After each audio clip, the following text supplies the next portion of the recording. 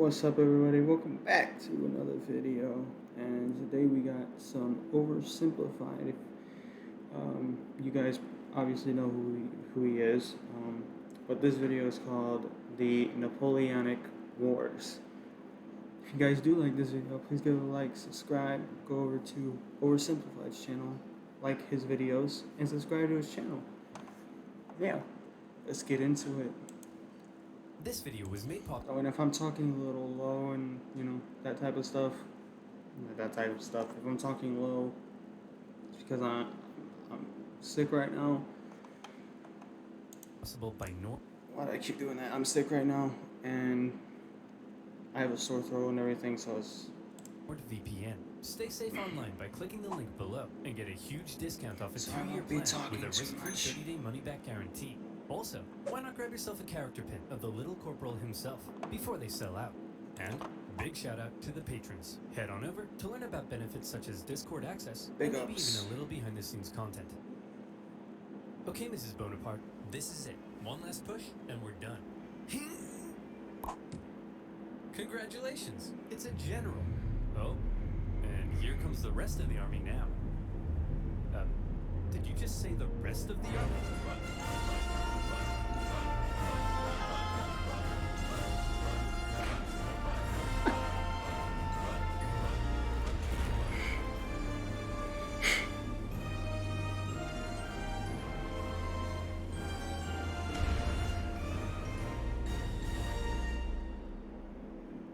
History is full of great conquerors, many with very impressive origin stories. For example, Alexander the Great was the son of a king. Julius Caesar came from an aristocratic family that descended from a goddess. Great conquerors don't usually come from relatively insignificant families living on impoverished islands. But as it just so happens, that is where our story begins. In the early 18th century, the island of Corsica was a part of the Republic of Genoa until one day Corsica said, hey, we're declaring independence and it's probably not worth your time to try and stop us. So Genoa said, you're right, it isn't worth their time. Hey France, you want to buy this island? And France said, sure thing. And thus, Corsica became France, just in time for Napoleon to be born French.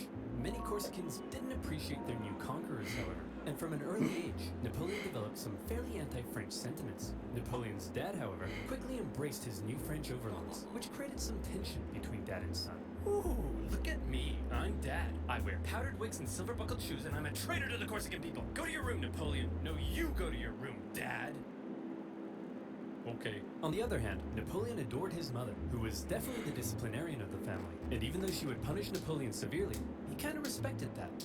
But Napoleon's parents wanted the best for their family, and since they were a very minor nobility, they were able to have Napoleon sent off to the shining lights and rat-infested sewage puddles of the big city. Napoleon went to military school in France. Okay, Napoleon, why don't you introduce yourself to your new classmates? Well, I'm Napoleon, and I hate all of you. Your farts smell like cheese, you can't pronounce the letter R, all you do is go on strike, and you call eggs hoofs like a bunch of big dumb idiot dingleberries. Okay. Thanks, Napoleon. I hope you like being bullied. And bullied he was. They picked on him for his Corsican accent, his family's lack of wealth, and it probably didn't help that he also had a bit of a chip on his shoulder, but he could hold his own, and on an average day, might be found dishing out ratatouille sandwiches for breakfast. He spent much of his time alone, and he loved reading about the great conquerors of history. He learned about Julius Caesar, and he wondered if one day he too might have a pizza franchise named after him.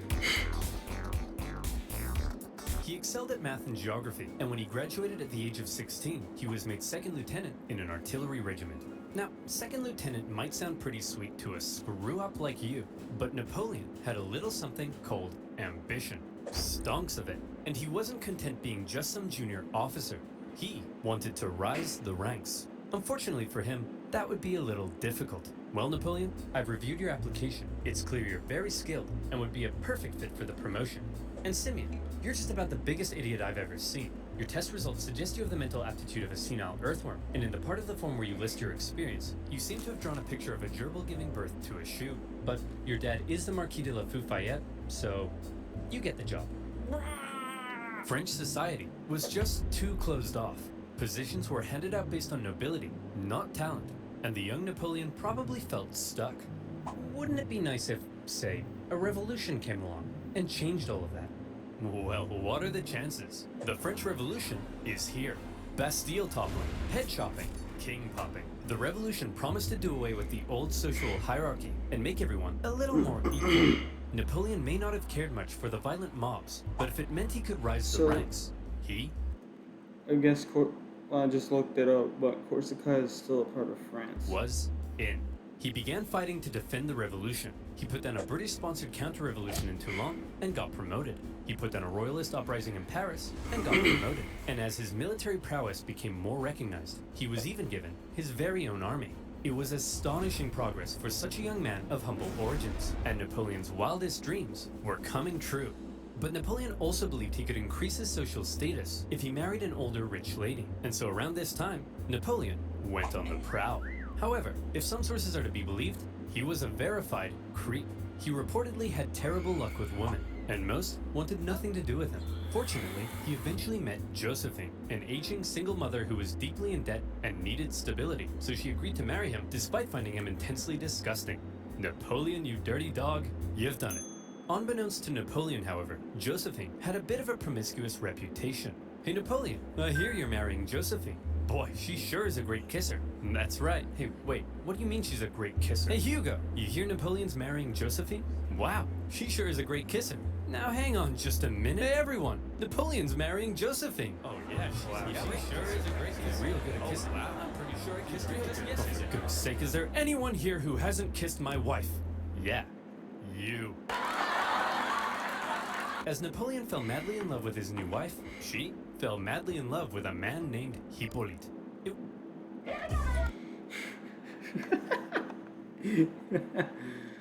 Oh, so sad.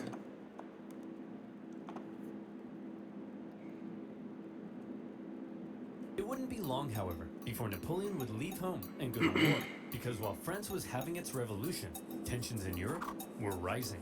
Hey Austria, you'll never guess what we just did. What's that, friends? I got 2 words for you. Revolution. We totally just socked it to our monarchy. What? Dude, the rest of us are monarchies. You've just totally threatened the balance of power in Europe. Now we have to worry about our stinky peasants rising up against us. I mean, holy hell, your queen is... Okay, friends, this is pretty awkward. And the rest of Europe is probably itching to give you a wedgie. But you're not ready for a war yet. So you gotta be cool, man. It's absolutely crucial that you say something to defuse the situation right now. Preposterous! I declare war. Sacre bleu! So France ended up at war with basically the rest of Europe, and the War of the First Coalition began. At first, France struggled, but then they started to do surprisingly well, and in many conquered territories, they began to establish sister republics, exporting their revolutionary ideas across Europe.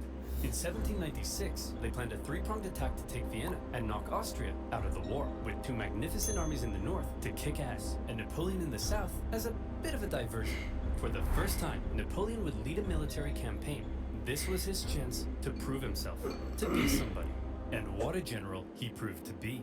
The army he was given were demoralized, lacking equipment, and underpaid, but Napoleon galvanized them with inspirational speeches, and he took them into Italy. He was outnumbered, and his campaign was partially meant to be a sideshow, but he made it the main show. While the 2 northern armies were being held back, Napoleon made staggering progress. In a signature Napoleon move, he masterfully split his enemies into 2 and took them on separately, knocking Sardinia out of the war and putting the Austrians on the run. At the famous Battle of Lodi, he was in the fray, aiming the cannons himself, getting covered in mud, and earning the total respect of his men. They respected him so much that when he ordered an almost suicidal assault on the only bridge in town, his men threw themselves at it and took it despite fierce Austrian resistance. For Napoleon, it was all he needed to confirm that he was the greatest human who had ever existed. Wow, Napoleon, you're pretty great at this military stuff. Just be careful your head doesn't get too big. What did you just say to me, you little prick? And as Napoleon swept through northern Italy, the Italians cheered his arrival. Yes, I'm here to liberate you from your cruel Austrian oppressors. And replace them with French ones. Napoleon plundered as he went, sending riches back to France to help its economy, but also paying his men the first real money they'd seen in years. The Pope had been supporting the Austrians, so Napoleon briefly went to go give him a slap, and as he began to approach Vienna, the exhausted Austrians were forced to make peace, with Napoleon overseeing negotiations himself. He had just single-handedly knocked Austria out of the war. And by the way, he was only 28, so maybe it's about time you moved out of your dad's attic. In the Italian territories he had conquered, Napoleon established new French sister republics, even writing constitutions and organizing governments himself, not something a general generally does. When he got back to France, he was hailed as a hero, and the extremely unpopular government... This dude was only 28 and he did all that. Concerned he might get some power-hungry ideas, so they agreed he should go far away from France to Egypt, where he could maybe undermine British access to India. Napoleon was eager to win more glory, so he brought with him a team of scholars, and he was like, whoa, it's a freaky man-cat. Whoa, it's a big stick. Whoa, it's an ugly horse. Whoa, it's a stumpy little manlet. Hey, I'm actually average height for the time. But then British Admiral Nelson came down and wrecked his fleet, and an Anglo-Ottoman force defeated him at Acre, so Napoleon abandoned his men and went back to France. His campaign in Egypt hadn't gone quite as planned, but one thing you should know about Napoleon was that he was a skilled propagandist. He published his own newspapers that sometimes exaggerated his achievements, and even commissioned paintings that generally made him look cool. So when he returned to Paris, he was yet again hailed as a hero, and he began to get some power-hungry ideas. First, however, he had a bit of a problem to deal with. See, he had learned something shocking about his dear wife. Really, Josephine? This guy? I'm just as tall as him. I'm sorry, I swear. Now that you're becoming famous, I'll never do it again. Make sure you don't. I've never stooped so low as to cheat on you. Now if you'll excuse me, I'll be in this room consulting my generals for the next 30 minutes. And by consulting, I mean boinking. By my generals, I mean this woman. And by 30 minutes, I mean 2 seconds. Having dealt with his wife, Napoleon was then approached by a very influential politician who said he had an idea. He wanted to stage a coup against the deeply unpopular government and needed the extremely popular Napoleon's help. And Napoleon thought that was just the darn tootinest idea. The plan was to trap the government and convince them to voluntarily give up their power. And here's how they did it. Hey guys, oh my gosh, quick! There's a dangerous Jacobin plot to overthrow you, which we definitely aren't just making up. Better get inside this cage so we can protect you. Okay. Gentlemen, we got him. In this case, the cage was an isolated palace outside of Paris, with no one around but Napoleon and his army. With the government inside, Napoleon then entered, and a pretty chaotic event ensued, during which the government didn't seem entirely sure what was going on, Napoleon's men didn't seem entirely sure what was going on, and Napoleon himself didn't seem entirely sure what was going on. But thankfully, Napoleon's brother Lucien, president of the lower house, managed to regain control, and the remaining councilmen were intimidated into creating a new constitution. And thus, a new government was formed, this time with 3 consuls in charge. But after Napoleon did some rewriting, in the end, there was really only one man in charge, the first consul, him. And over the next few years, he worked to consolidate even more power, and essentially became a dictator in total control of France. And by the way, he was only 30, so maybe it's about time you washed your disgusting bedsheets. France was now ruled by possibly the greatest military leader of the time. Possibly the greatest? Or definitely? Well, now was his chance to prove it. See, back when Napoleon was still in Egypt, being Indiana Jones. Back home, France was in France, being France. They had conquered even more territory, and they were like, hey Piedmont, you get revolutionary ideals. Hey Switzerland, you get revolutionary ideals. And Rome, you get revolutionary ideals. Everybody gets revolutionary. Oh, hey guys, nice sledgehammers. And Naples, very cool nail gun. You guys here to get some revolutionary ideals?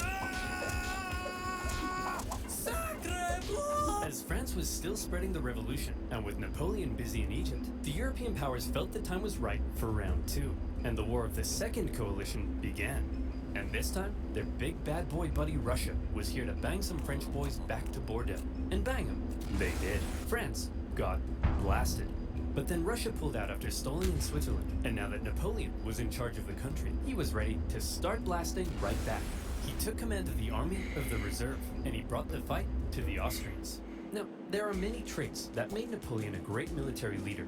I already mentioned one of them, how he was one of the boys and commanded the total loyalty of his men. But now we see a second reason, the element of surprise. In 1800, Napoleon moved to Geneva, and it looked like he was probably going to take on the Austrian forces in Germany.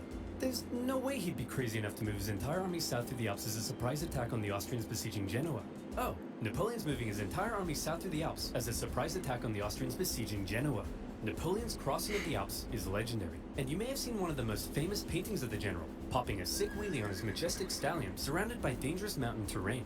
Of course, in real life, he made the crossing on a depressed mule, but that's not as cool. When he emerged in Italy, the Austrians expected him to come break their siege, but Napoleon went for their supply line near Milan, forcing the Austrians to meet Napoleon head-on at the famous Battle of Marengo. The Austrians initially clobbered the outnumbered French, and they were like, hooray, we won. But then a few hours later, Napoleon showed up again with an even bigger army, and he clobbered them right back. Holy cow, this tiny little fun-sized French guy is running rings around us. Hey! I'm averaging for the time, you jerk! Then, after General Moreau's victory at Hohenlinden, Vienna was exposed, and the Austrians again sued for peace. Just like the war of the First Coalition, the Second Coalition ended in another French victory. But in many ways, they both felt more like Napoleon victories. Only the UK remained at war with Napoleon, and they were using their powerful navy to blockade French ports and were even seizing the cargoes of neutral ships. Obviously, everyone else got pretty pissed off that the British were interfering with their trade, so in response, they formed a league, and they embargoed the UK right back. Neutral countries protecting their own interests? That's offensive. So Britain went to Copenhagen and blew a bunch of stuff up, and the league disbanded. But because the UK's economy was pretty bust, they decided to sign a treaty with France in 1802. For the first time in a long time, Europe was at peace. Congratulations, sire. You've achieved peace. Yes, Pierre, but not for long. I still don't trust those dirty Brits. Did you hear they've been calling me the Bony Man? What does that even mean? Keep an eye on them, would you? I can't, sire. Why not? Because they use NordVPN. How would you like to spend Oh, God. 12 hours a day on your favorite website ever without the fear of thousands of bills? NordVPN comes with a 30-day new encrypted stories and unlock content not available in your country, like some oversimplified videos, for example. It's incredibly easy to use. With just a click of a go to NordVPN with a huge and as Come on, yeah. man. Crossing the Alps. But yeah, use his link that supports him. But yeah, I just had to skip it. Defeating the Austrians, and Europe at peace. What a meteoric rise it had been for the young Corsican. He had just taken charge of a nation that appeared to be losing a war and turned it all around, securing French gains in Europe. But there was now a big question. You see, throughout the chaotic French Revolution, French governments had struggled to keep the economy afloat. Bro, I feel like back then, when they used guillotines, they actually had fun using it on people. Bro. They often didn't Oh have my a whole lot of support, God, and they bro. frequently came and went. Would Napoleon finally be the man who could stick around? Military victories were one thing, but could the general also govern? Spoiler alert. Yes. The economy's crumbling? Well then why don't you have yourself a new national bank, currency reform, and improved taxation and welfare systems? The legal system is an incoherent mess? Well then why don't we nicely wrap all those civil laws up into one new centralized legal code? Corrupt government officials? Throw them in the trash. Bad infrastructure? Throw it in the trash. Women's rights? Throw them in the trash. Wait, really? Well, yeah, unfortunately, while Napoleon was building on the equality of the revolution, he also largely scaled back rights for certain groups, and husbands had full legal control over their wives. But come on, ladies, maybe let men have a slice of the pie for once, okay? Napoleon further reformed education, ensuring a system based on individual ability, meaning now Simeon had to compete with everyone else, and Napoleon could get the cream of the crop to help him run the republic. But he wasn't just building on the ideas of the revolution. The revolution had led to a lot of chaos, and Napoleon needed stability. So he rolled back a couple things, most notably with religion. The revolution had pretty much kicked the Catholic Church to the curb, but Napoleon understood that since many French citizens still considered themselves Catholic, that could be a problem. So he came to an agreement with the Pope and brought back the Church, only this time with some pretty hefty power limitations. He also ensured freedom for other religions, and is often noted for his positive treatment of Jewish people at a time of widespread anti-Semitism. But while all of this may make Napoleon sound like a pretty stand-up dude, it's good to note that he believed in religious freedom because he thought it was a powerful tool to keep the poor from eating the rich. Or something like that. Overall, Napoleon's aim was to end the chaos of the revolution and finally create a stable and prospering French republic. And in that aim, he seemed to be largely successful and generally popular with the people of France. He officially declared that the revolution is over, adding, So he was actually a really good general. He was just a not so good person? I am the revolution. Napoleon's head could be seen for miles. Of course, Not everyone was happy with Napoleon's reforms. Conservatives felt he was too radical. Radicals felt he was too conservative. But since Napoleon was a dictator, opposition could usually be stamped out with some good old-fashioned iron fisting. In 1804, Napoleon took one last major step. After some failed attempts were made to assassinate him, he wanted to strengthen his position and ensure his dynasty could live on after him. And so he decided being first consul for life simply wasn't quite enough. He decided he should become emperor. He held a vote, asking the French people if they were cool with the idea, and they returned a definitely not rigged 99.9% in favor. The ball's on this man. And so on the 2nd of December, 1804, in an elaborate ceremony at Notre Dame, Napoleon was made emperor. The Pope was even invited to attend, and normally he would crown an emperor, but to make sure everyone knew this wasn't some Charlemagne-style circular power division, Napoleon lifted the crown and placed it on his own head. Like I said, the ball's on this man. He was now Emperor of the French. Well, Napoleon, you were a general, then you became first consul for life, and now you're an emperor.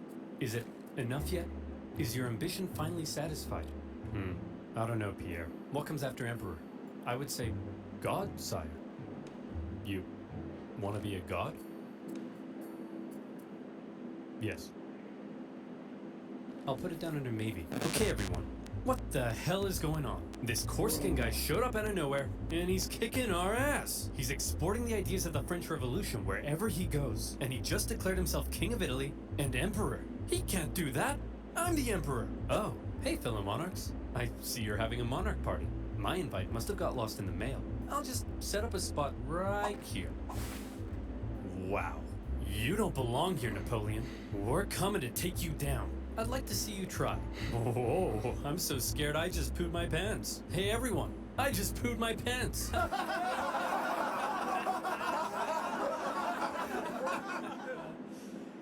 No, but I did just poo my pants. Before Napoleon had even declared himself emperor, the British had already redeclared war on France because both sides had been violating their previous treaty. Napoleon immediately occupied Hanover and then began making plans for a great British invasion, partially paid for by selling a huge chunk of land to the United States. Napoleon gathered his army along the English Channel, but here was the problem.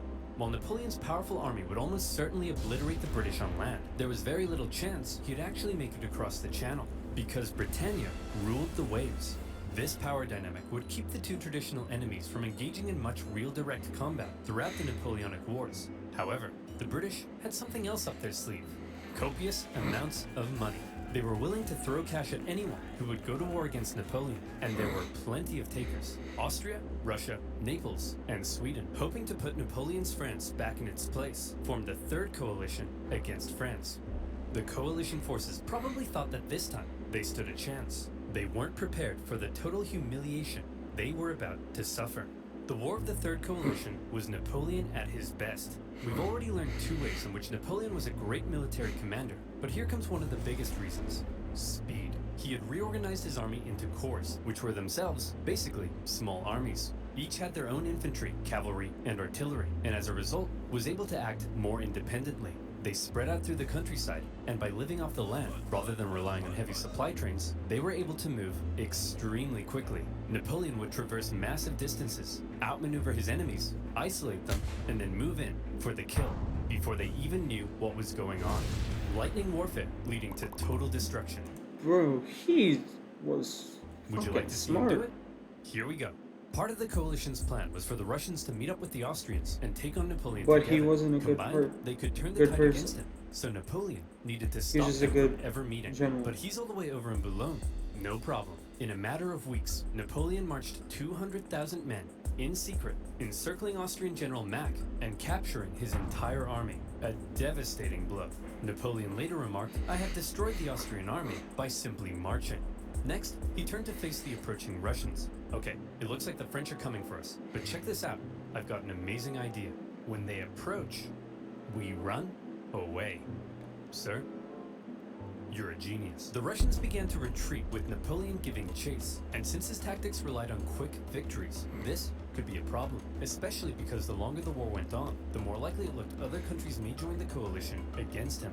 But Napoleon knew the Russian Tsar, Alexander I, was young and seeking glory, so he came up with an idea to lure him in. He sent him a message. What does it say? It says, "Hello, I'm just a little baby boy, and I'm very scared." Are you talking like that, or is he? He is, sir. Why is he doing that? I don't know, but it's very cute, helpless, and vulnerable. A little baby boy, eh? Very scared, eh? Cute, eh? Boris, get my crossbow. We're going hunting. The Allied forces turned to face Napoleon, who they now believed was in a vulnerable position. He was set up at Austerlitz, and to make it look like he was retreating, he had even evacuated the high ground. A thick fog set in, obscuring Napoleon's center, as the Allies took the bait and set up on the heights. From there, they spotted Napoleon's very weak-looking right flank, and they descended the heights to go get it. Little did they know, it was exactly what Napoleon was hoping they'd do. The next thing they knew, a large French force... Alright, I'm back. Yeah, I'm back.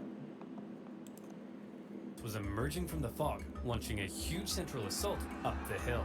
They swung around, crushing the Allies, and as men attempted to flee across the frozen lakes, Napoleon ordered his artillery to fire on the ice, causing an unknown number to drown. But he told me he was just a little baby boy. What happened? He tricked you, sir. You mean I was the little baby boy all along? It was Napoleon's masterpiece, and Austria were once again forced to make peace with France. Then, with the French conquest of Naples in 1806, the War of the Third Coalition ended as yet another Napoleon victory. This was the third time Napoleon had to give Austrian Emperor Francis a good spanking. And so, with the peace treaty in 1805, Napoleon was determined to punish him. He was forced to give up territory, hand over significant compensation, and promised never to fight Napoleon again. For now, Russia, Sweden, and the UK remained at war with France, but none were able to offer much of a threat. And so, Napoleon got to work strengthening his grip over Europe. He gave out rule of captured territories to his family and friends, and most notably, he established a new confederation in Germany, with himself as its protector. Seeing his influence in Germany being wiped away, Emperor Francis acknowledged reality and officially dissolved the Holy Roman Empire, an entity that had existed for over 1,000 years. But it wasn't all good news for Napoleon. For one thing, Spain had earlier allied with France in 1804 because the British just couldn't help themselves from blowing up Spanish ships, and Napoleon hoped a combined French-Spanish fleet would eventually be able to invade England. Unfortunately, he received word that British Admiral Nelson had engaged his fleet at Trafalgar. Normally, naval battles look like this, but in this case, Nelson did this. Was it because he was an idiot? No, it's because he was a genius. He successfully punched through the Franco-Spanish line and unleashed hell. His victory ensured British control of the sea, and his death during the battle made him a legend. Napoleon's hopes for a future British invasion were gone. But not just that. Napoleon was also hoping to secure peace on the continent, but that wasn't looking likely because the Prussian king was under pressure from his wife. Frederick, he's established a confederation in our turf, and he told us he'd give us Hanover, but then offered it to the British. You have to declare war on him. What is it with you and war? What is it with you and being a cupcake? Go to war! Okay. In October 1806, Prussia, with its famed military tradition, joined the coalition and declared war, beginning the War of the Fourth Coalition. Unfortunately, Prussian King Frederick William III wasn't the smartest tool in the shed. Look at him over there, being all French. Makes me sick. Boys, we'll get him this time, but here's the thing. This time, we have to stick together. Do not under any circumstances face Napoleon by yourself. You all saw what happened to Austria. Hey, where'd Fred go? Hey, you jerk. Think you're some kind of big shot? Huh? Wanna tangle with Fred? You don't got the cojones. We're screwed. Without consulting its allies, Prussia had gone ahead and sent Napoleon an ultimatum, demanding he move all his forces out of Germany. Now, some of you watching this video probably can't even wipe your own bum yet, but even you know, you don't just send Napoleon an ultimatum. Obviously, Napoleon went in for the kill. Prussia's army was quite outdated, so when they met Napoleon at the twin battles of Jena and Auerstedt, it wasn't even close. Even Marshal Davout's heavily outnumbered corps at Auerstedt sent the Prussians running, and Napoleon carried out a ruthless pursuit of his fleeing enemy, taking Berlin and within a single month decimating the Prussian forces. Frederick William and the remnants of his army moved to the east. At this point, Napoleon's forces were pretty tired. Winter had come, and conditions were miserable. He anticipated both sides would settle into winter quarters, but Russia decided to try their hand at an unexpected winter attack. A series of brutal battles followed that took a heavy toll on both sides, including the vicious Battle of EYLAU, fought in blizzard conditions. Men froze to death, and many deserted. The Russian artillery tore the French to shreds, and Napoleon himself was momentarily under risk of being captured. In the end, the French army was saved thanks to a legendary cavalry charge by Napoleon's flamboyant cavalry commander, Murat. After the horror inflicted on both sides, they decided it might be a good idea not to do any more fighting until after winter. Then, after winter came, and the fighting continued. The Russians were pushed back to Friedland, where Russian General Bennigsen made a bit of a blunder by positioning himself with the EYLAU River to his back. The French artillery were able to pin the Russians between the river and their concentrated gunfire, a major element in Napoleon's fighting style, and many Russians drowned as they tried to escape. War of the Fourth Coalition. Victory, Napoleon. Jeez, he won 4 coalition. Oh my god, bro. This man was a good general. He just wasn't a good person, from what he's saying. It's interesting that these wars are Napoleon's wars, so, you know. But yeah, we're gonna watch part 2 tomorrow, hopefully. Yeah, if you guys do like this video, please give it a like, subscribe, go over to OverSimplified's channel, like and subscribe, and I'll see you guys in the next one. Deuces.